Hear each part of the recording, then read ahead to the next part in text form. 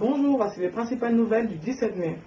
En Égypte, plus de 350 personnes ont été blessées après l'éclatement de violence lors d'une manifestation hier devant l'ambassade d'Israël au Caire pour marquer le 63e anniversaire de la journée palestinienne Nakba.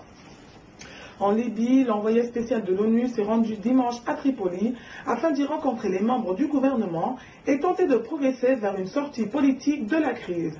Par ailleurs, Fatih Ali, économiste de l'université libyenne de Gariouni, a déclaré que parmi plus de 1600 personnes interrogées par questionnaire, 48% s'étaient déclarés opposés à toute forme d'intervention de forces terrestres étrangères, tandis que 44% ne rejetaient pas une telle intervention. En Côte d'Ivoire, au total, 87 miliciens pro-Gbagbo ont été remis en liberté dimanche à Soubré par les forces républicaines de Côte d'Ivoire. De plus, le gouverneur du district d'Abidjan, Robert Begré-Mambé, a indiqué que le gouvernement Ouattara entend prendre à bras-le-corps le problème de logement dans la capitale économique ivoirienne.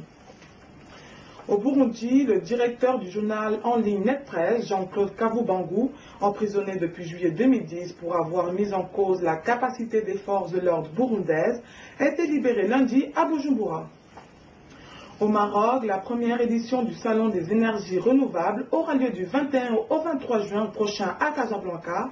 Ce salon vise à rassembler les différents intervenants du secteur dans le cadre de la stratégie nationale en matière d'énergie qui consiste à diversifier les sources d'énergie et à produire en 2020 42% de l'énergie consommée à partir de ressources renouvelables. Au Niger, le président Issoufou Mahamadou s'est engagé à trouver une solution aux problèmes qui minent l'école dans le pays. Lors d'une visite de plusieurs établissements scolaires de Niamey, il a assuré la formation des enseignants ainsi que la construction prochaine de nouvelles classes en matériaux définitifs en remplacement des classes en paillotes. Au Ghana, les autorités ont nié avoir abrité les Ivoiriens accusés de tentative de renversement du nouveau gouvernement dirigé par Alassane Ouattara. C'est tout pour aujourd'hui. Afrique Info vous souhaite une très bonne journée. Rendez-vous demain pour l'actualité en 1 minute.